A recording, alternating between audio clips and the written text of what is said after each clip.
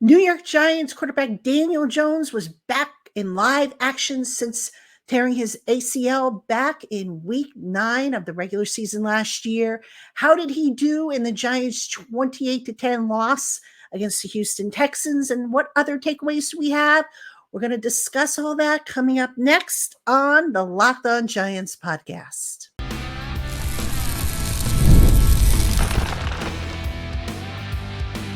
You are Locked On Giants, your daily New York Giants podcast. Part of the Locked On Podcast Network, your team every day.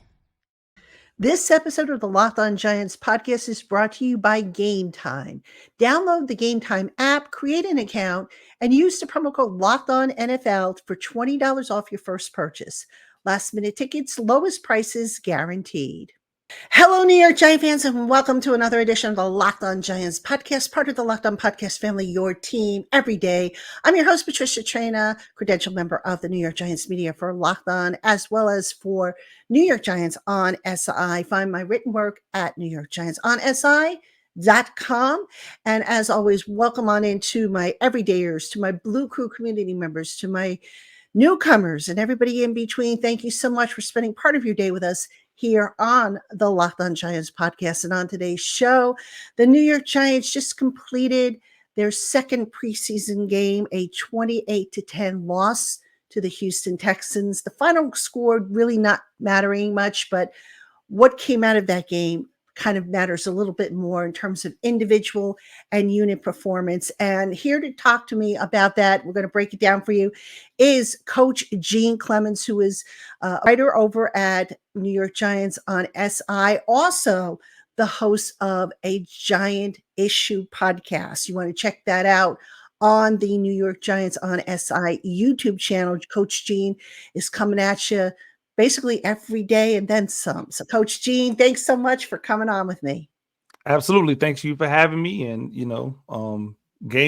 preseason game number 2 in the books. We've got some answers. We've got some questions. I think it's a great place to kind of start with legitimate new conversations. Yeah, for sure. And like you said, some good things to come out, some bad things. And you know what? Let's start off with some of the good things, Gene. I thought the offensive line, the starting offensive line in particular, really looked good. I mean, we saw them pick up a stunt. We saw them basically keep the pocket clean. We saw them opening up holes. I mean, what did you see and what did you like about the starting offensive line, which really was only missing John Runyan Jr., who had the shoulder issue? And then, John Michael Schmitz exited after, I think, a dozen or so snaps. But that starting offensive line, I think we got to feel good about that, no? I mean, I think we've lowered the bar enough to where we're going to feel good about that. But I mean, I think I still have questions. The ability to run the ball, which I thought would be compromised with bringing in guys who are more pass protection centric. I mean, 2 yards of carry for Devin Singletary, that's not going to impress anybody. But I think overall with pass protection, yes, it was better, but there were still times where, I mean, I believe the Giants gave up a sack against the second team defense of no fault of the quarterback. It just was a protection breakdown where you gave up a sack, and I'm like, you can't give up sacks to the second string guys, after holding up versus the first string guys. So, I mean, it's good because it looked like a cohesive unit, and a cohesive unit is where you can build, right? Like everybody looked in step. Everybody looked like they were supposed to be doing. I think sometimes last year, it almost seemed like people were doing different things. Like they weren't all on the same page. So to see a unit out there is definitely a positive, but still some issues. A lot of people have been like praising Illuminor. And if you go back and break down Illuminor's game and look at that play by play, it was some very Evan Neal-ish type things out there that were happening where he just kind of did just enough to not give up a sack, but wasn't necessarily phenomenal. No one's going to talk about it, obviously, because there were no sacks given up except for that one to that second team defense. But overall, good. But I'm still like, I want to see the progression, and I want to see what it looks like when everybody's back in the fold. Now, Gene, this offensive line has gone more to zone blocking. I'm sorry, not zone blocking. Gap. I think, right? They're more on a gap scheme. How much of that is just getting used to, that whole thing? I mean, obviously you got some guys that came in that have played it before, but how much more difficult is it for an offensive line to play gap versus zone? If we're being honest, it's not as difficult as some people might think. I think the difference is leverage. Like, you go to a gap scheme in order to create leverage. You go to a zone scheme when your back is more of a pick and choose, right? Like somebody who can decipher where the hole is, hit it, and then go to work. It really is just based off of what you're trying to get accomplished.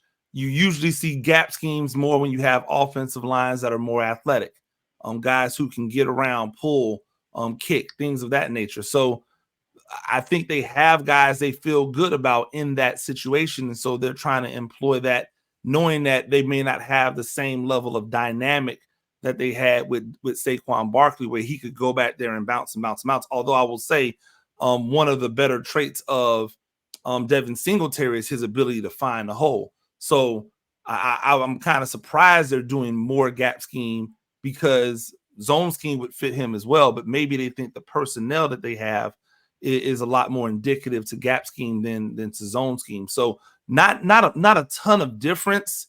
It's just understanding how to fit with the other. And that's what I mean about cohesiveness. You have to understand how your block fits with the other guy's block. Whereas in zone, you're just kind of working through your angled block up the field. If you have somebody in front of you, block them. If you don't, work to the next level. It's kind of like every play is going to be the same thing for you. Whereas a gap scheme, it might be a B gap play, it might be an A gap play, it might be a C gap play, and you have to know how to fit within there. All right, Gene, one guy I think we can both agree looked as advertised, Malik Neighbors. I mean, this young man, remember, he had an ankle injury about a week ago, missed a couple of practices, came back, was eliminated first, then went full blast. I know there was some debate amongst Giant fans as to whether or not the Giants should play him, but, you kind of knew that he was going to play. What did you see in his game that really, made you say, wow, man? Yeah, no, I think it's interesting, because I thought you were going to say Darius Slayton at first, because he was the leading receiver we'll get to on the him. team. We'll get to right? him. I thought you were going to say him first, but I really was impressed with Malik Neighbors for two reasons. Number one, he dropped a pass he should not have dropped, and he dropped it because he went for the pass with one hand. He had the second hand available to go and get the pass, and I like it, because the next time he had that opportunity where he had a deep ball that he had to go up in high point, he went up and high pointed it with two hands, which means that he understands I can't make them same mistakes over and over again. I thought he worked well down the field. I thought he worked well within the intermediate area. I thought with him out there and what we saw on the other side, I was really impressed. I even while I'm not really an advocate for them just handing him the ball off all the time, I even didn't mind the little run that they had with him when he ran the in around with him to the right side. I thought that for a first half opening game with the starting quarterback, he showed everything that you want to show from your number one pick in a situation where this is supposed to be a dress rehearsal for the regular season. Thoroughly impressed. All right, so now let's talk about Slayton, because I was going to mention him. This is a guy that every time I turn around, somebody is writing an article about how they should trade him, how they should move on from him. Gene, look, I don't understand why. I mean, this guy, time and time again, comes through. He's not the flashiest. Nobody will mistake him for like a Tyreek Hill or a Malik Neighbors or anything like that, but he is dependable. And you saw that on his 44-yard reception. He fell 1 yard short of the end zone, did a good job getting behind the defense and whatnot. What is it about Slayton at this point in his development? He's going on year 6 as well. What is it about him that just has clicked for him in his game? Well, it's interesting, right? You say there's nothing flashy about him. He's not Tyreek Hill, and then you say on his 44-yard, reception, which by the way should have been a touchdown if Daniel Jones had driven the ball a little bit more. But that's one of those things that Daniel Jones is still getting comfortable with in his deep ball. He had the cornerback beat by about 3 to 4 yards when the ball was thrown, and then because it just didn't have enough on it, he had to slow down enough that allowed the cornerback to get back connectivity with them. But he still came down with the ball. My point is that nobody's been talking about Darius Slayton in any positive light this entire training camp or through the preseason. And it made you feel as if maybe Darius Slayton wasn't having a great camp because you didn't see highlights and you didn't see anybody writing any pieces on him or anything like that. And what this game showed was, oh no, this is just what he does. And people in their haste to want to ring in a new regime just have elevated Jalen Hyatt to a level that he probably shouldn't be yet. And in that case, devalued what Darius Slayton brings to the table. What'll be interesting is, does his performances in this preseason game and maybe the next preseason game allow people to go, oh, we've got a couple guys? Or do they go, oh, this is a great time to try to trade Darius Slayton? So, unfortunately, he's going to be kind of damned if you do, damned if you don't. I think he is just a part of the old regime that a lot of people, maybe inside the building and outside of the building as fans, want to try to see pushed out or ushered out so that everything can be new. Dable shown, touched, and only Dable shown, Shane touched. From here on out. But I was very impressed with what he did. I'm very impressed with how he's comported himself over these last few years since that training camp 3 years ago now, where he looked like he was going to be cut, where he was being outplayed by almost every receiver on the roster during training camp, to where we are right now. I think they have, if I'm willing to say that Malik Neighbors is a number one, a legitimate number one, I think they have a fantastic number two, and that's how they should roll. But if they don't roll like that, I think whoever gets him is going to get a guy who's really good at playing football. All right, coming up next, we're going to talk about Daniel Jones, and then we're going to swing over to the defense. Some good and bad on the defense, but Daniel Jones is our next topic, so don't go anywhere. Hey, Giant fans, if you're looking for sporting and event tickets this summer, but you haven't had any luck, you need to check out Game Time. Game Time has a large inventory of tickets at competitive prices, and they make the buying experience so easy. There are no hidden fees. You're going to know exactly what you're paying for before you check out. You'll get clear images of your seat views, and you'll also get event cancellation protection and last-minute money-saving flash deals. And if you find your tickets elsewhere in the same section and row for less, Game Time will give you 110% of the difference. So go on and get the tickets that you want. Download the Game Time app, create an account, and use the promo code LOCKEDONNFL for $20 off your first purchase. Last minute tickets, lowest prices guaranteed. Terms apply. Hey, Giant fans, thanks so much for making the Locked On Giants podcast your first listen today. For your second listen, why not enjoy the Locked On Fantasy Football podcast? Get daily insight into the best fantasy draft strategies so that you can win your league this season. Part of the Locked On Podcast Network, your team every day. All right, everybody, welcome back to the Locked On Giants podcast. I'm your host, Patricia Traina, with my special guest, Coach Gene Clemens of New York Giants on SI, also the host of A Giant Issue, which you can find that podcast on the New York Giants on SI channel, the YouTube channel. So do check him out. I'm sure he's going to have another show coming out in the next, if not today, certainly over the weekend.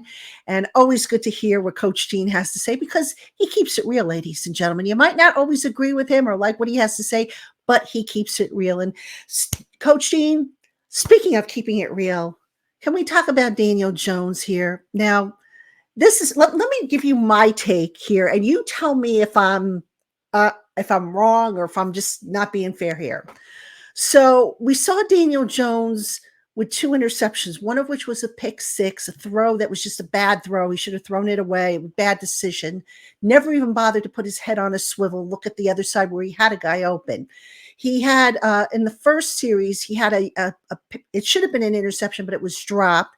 And then he had that bad throw where he threw to a well-covered Jalen Hyatt deep down the field. Now, I look at Daniel Jones and I say, okay, you know what? People on my Twitter timeline are saying, oh, he's rusty, it's all rust. At this point, though, can you really say it's rust? Because this is decision-making. This is post-snap decision-making. And this has been the problem with him year after year after year, the post-snap decision-making. What did you see? Am I being too harsh on him by saying that this is just a continuation of what has kind of plagued him thus far in his career, or did you see something different? Well, I think, not to coin on my own phrases, but the good, the bad, and the ugly of Daniel Jones was on display right there, in that game. First off, the first non-interception is almost mutual culpability with Malik Neighbors. He's got to run a better route right there. But it was a pre-snap, predetermined throw, and post-snap the DB did something different. So you have to be able to come off that throw, if we're being honest about it. So that's something that you and I have talked about on this podcast ad nauseum. That post-snap the wiring seems to get a little bit loose on what it is he should or should not do. The second interception was a panic interception. Simple and plain. The second interception was a panic interception. And I'm even willing to give a little bit of grace in the fact that he is rusty. And one of the things that you have to get back used to is being in a pocket where people are pressuring you, where you're getting some type of pressure coming towards you. I'm in the end zone. I'm about to take a sack. I'm trying to get rid of this football. I'm throwing it where I think there's no one at, and there's someone sitting right there. It's a bonehead play. It's a panic play. I can understand it when people haven't played football in a long time, though. I still don't condone it, but I can understand it. The third interception is one that fans, y'all are going to have to either accept or not accept. You all are out here saying that he needs to throw the ball deep. You're saying that he needs to trust his wide receivers to make plays. You're telling us that Jalen Hyatt is a guy that you're supposed to trust down the field.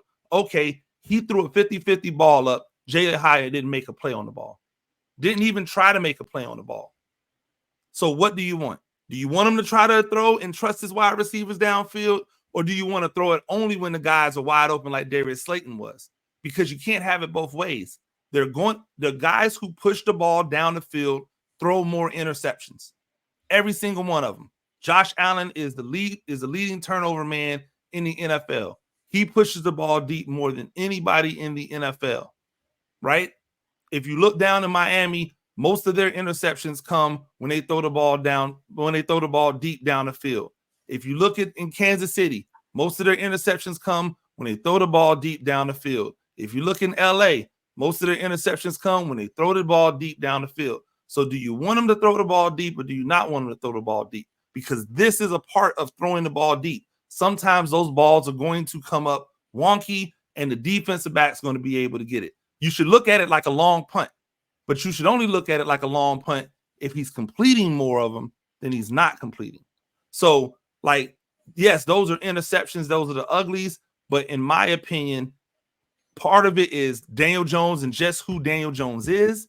And then part of it is if you want Daniel Jones to be something else, then you have to live with the consequences of Daniel Jones being something else, which is a great ball to Darius Slayton, a not so great ball to Jalen Hyatt for an interception. That's just the world that you're going to have to live in, or else you're kind of talking out two sides of your mouth. Right. So, it's fair to say inconsistent is probably the best word to describe the game he had today. Very, very inconsistent. And but who thought he was going to come out here and light it up? Like, outside of people who just are trying to be as positive and, as they can. I wasn't going, oh, he's about to come out here and light the world on fire, because when have we ever seen him just come out and light the world on fire? In situations like this. So I was looking for him to make some plays, not make some plays. If Malik Neighbors makes that catch on third down in the first drive that he should have 100% made, the ball was thrown in a place where it was a my guy or no guy ball. That's where he's supposed to throw that ball at. Malik Neighbors is supposed to make that play. That drive continues. Who knows what that drive becomes? If that drive ends up in a touchdown, who knows if we even get the first team unit back out there again? So now no interceptions, right? No interceptions, no bad passes, no sack given up by the first team offensive line against the second team defensive line. Like, we don't see any of that. And now all of the spirits are up. But because that ball was dropped, it made the team come back out. There was an interception, and now we got to see a full first half to evaluate what was right and what was wrong with this offense. And I think that's a good thing overall from a coaching perspective of, I need to see these people do it against real bodies, live bullets, where they don't know what's coming because they've been practicing against them every day. So it was inconsistent, but from a growth standpoint, I think the coaching staff got a lot more out of this than they would have out of a first drive touchdown. And now everybody's wearing hats and holding their shoulder pads for the rest of the game. Yeah, very good point. Very good point indeed. All right, coming up next, we got to talk about the defense, some good and some bad on the defense. So don't go anywhere. Hey, Giant fans, when you're hiring for your small business, you want to find quality professionals that are right for the role. That's why you have to check out LinkedIn Jobs.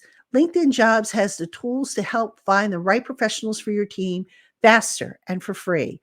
LinkedIn isn't just a job board. They help you hire professionals that you can't find anywhere else, even those who aren't actively searching for a new job, but who might be open to the perfect role. 86% of small businesses get a qualified candidate within 24 hours when they use LinkedIn. And did you know that LinkedIn is constantly finding ways to make the process easier?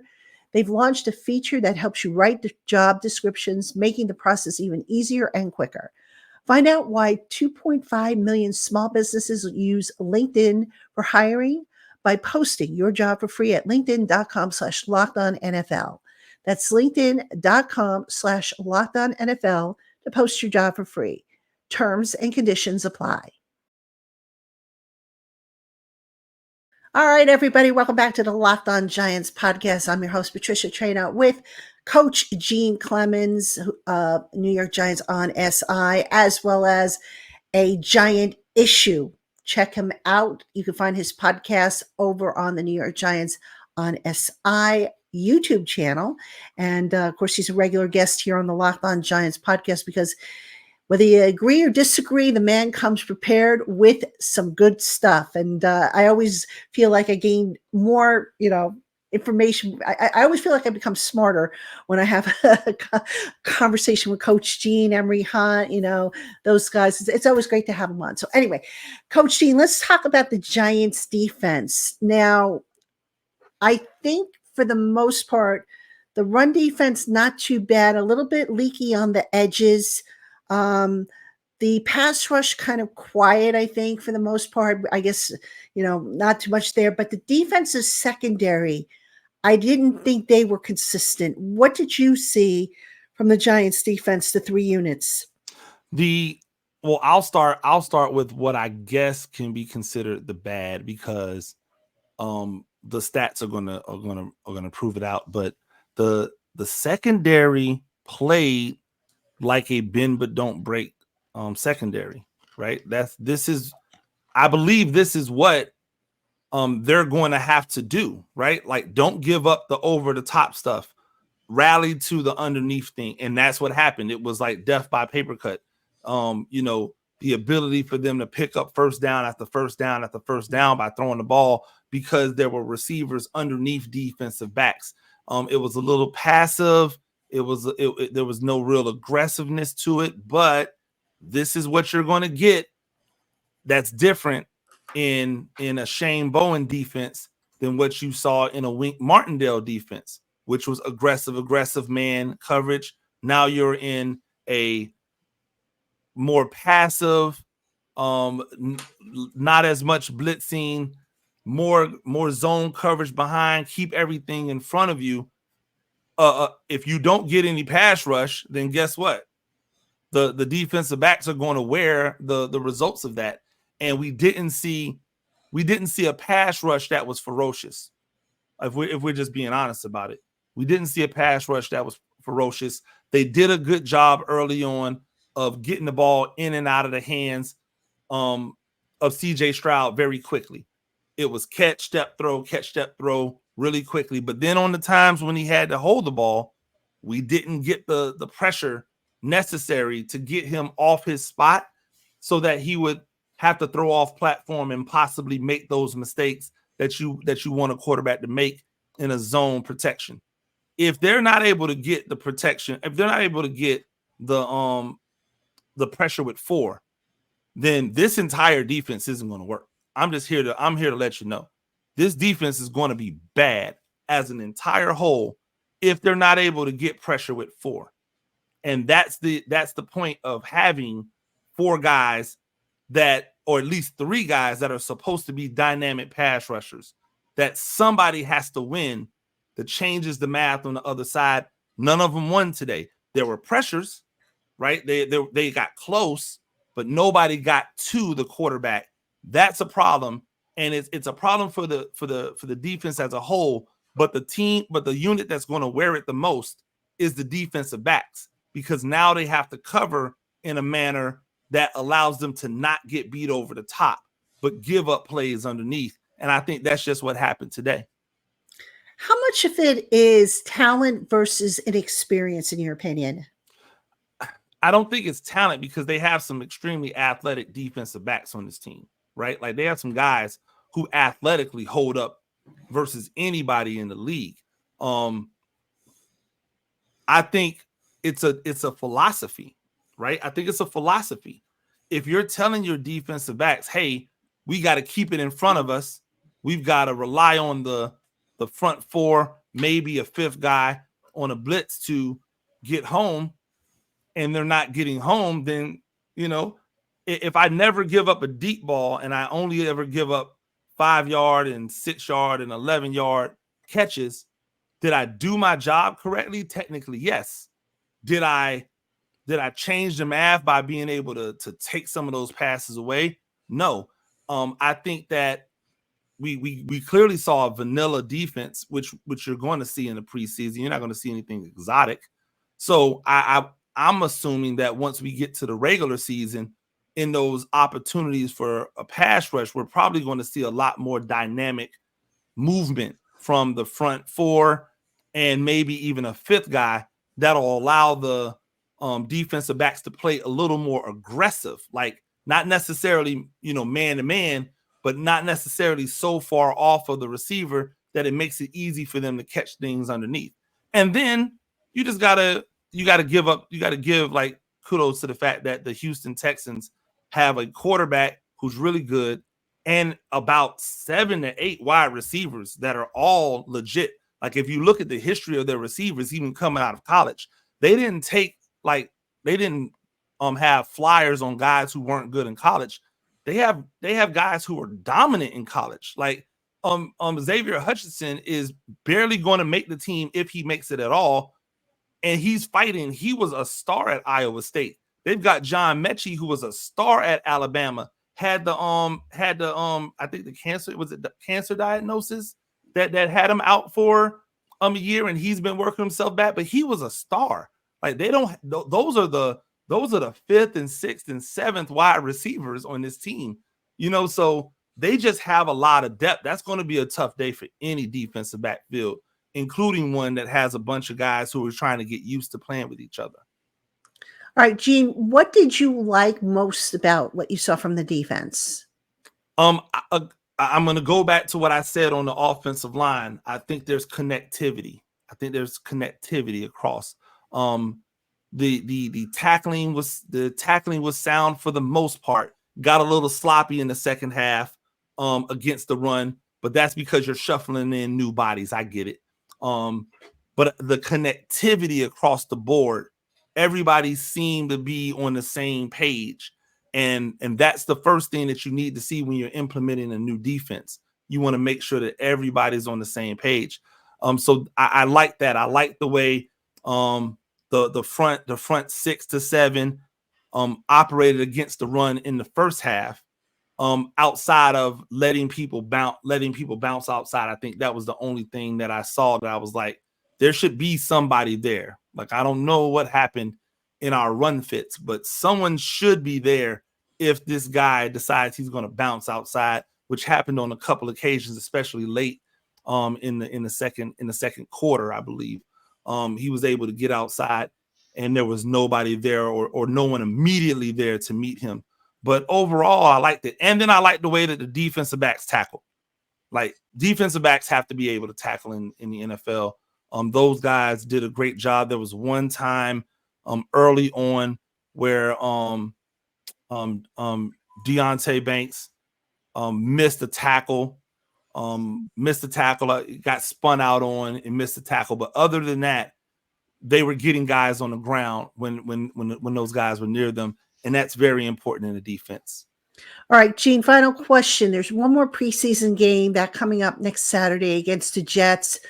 Coaches are still obviously using this to do final evaluations, but assuming the starters get another round, which I hope they do, because, one round to me is just not enough, but what do you still want to see from the starters, whether it be on offense, defense, or both, that just, right now you don't feel that great about? I'd love to see decisiveness, right? I'd love to see decisiveness from the quarterback and making decisions quicker. He should be a little bit more comfortable. I want to see the offensive line intact. And I want to know what they're doing with Evan Neal. Like, I don't quite understand if he was off the pup. He practiced. Like, I want to see him. I don't care where I see him. I want to see him, because you're not going to tell me that you really think Van Roten is a better guard than what Evan Neal would be. Like, so if he's not going to be your tackle, find somewhere to get that man on the field. He's a big, strong, athletic, 23-year-old. If he's not your right tackle, find somewhere to get him on the field, because he would be a hell of a lot better run blocker than Van Roten or John Runyon Jr. is, and it's no disrespect to them, but that's just not what their strength is. So, or on a consistent basis. So I want to see what this is supposed to look like. And if you're telling me that he's going to be the backup tackle, okay, then I want to see him play some tackle, right? Like, I want to see him out there. Receivers, I want to see them get Wandell the ball more. Like, I was surprised at how little they featured him. I get it. You're trying to feature neighbors, but Wandell is still that dude. Like, he had one catch. It was a first down. It was a first down catch. Like, you got to find a way to get all of your guys involved in the scheme. And then defensively, I absolutely and positively need to see some havoc in the backfield. No other way around it. I need to see some havoc and some disruption in the backfield. And if you're telling me that Nacho is the answer at the 3 technique, then I want to see what you're going to do on obvious passing downs, because Nacho is not a pass rusher. He's a run defender. Let's not try to make him into something he's not. Let's do what other good defenses do and sub in people that can give us some type of dynamic as a pass rusher. That's what I want to see. That's what I'm really. Oh, and I want to know where Cordell Flott is. Like, I'm putting the APB out on Cordell Flott. He's injured. To see No, I know, but I'm saying, like, we need to see him. People told us that he was going to be the starter, that he was going to get the crack. I want to know if he's going to be able to, like, play. So in that last preseason game, that's going to be the only way we get to see it. So hopefully he's back, because if he's not, I don't see how he ends up being a starter, at least at the beginning of the year, because I haven't seen anything that says, hey, he's a starter yet. So I'd love to see that. And if I'm not going to see him, I want to see the guy that's going to be there when it's time. And special teams wise, I need to see more dynamics out of the kick return. I'm amazed at how these special teams coordinators haven't designed any plays out of the kick return yet. It's just block who blocks who and let the chips fall where they may. I'm waiting for the first special teams coordinator to come out here and coordinate something, like make it look like a play, execute that play, and see some dynamics out of the kick return. It should be an advantage for every offense, and I want the Giants to use it as an advantage for them as well. All right, Coach Gene, great stuff as always. Great breakdown. Giant fans, want to thank you for tuning in. As always, we are going to have shows coming up for you. The Giants are off Monday. They're back at practice Tuesday. Wednesday is the scheduled joint practice against the Jets. Practice on Thursday. Walkthrough with no media access Friday. And then the game, the preseason finale against the Jets on Saturday. So another busy week coming up, and we hope that you will keep it here on the Locked On Giants podcast. For Coach Gene Clemens, I'm Patricia Traina, and Giant fans, we will see you again very soon.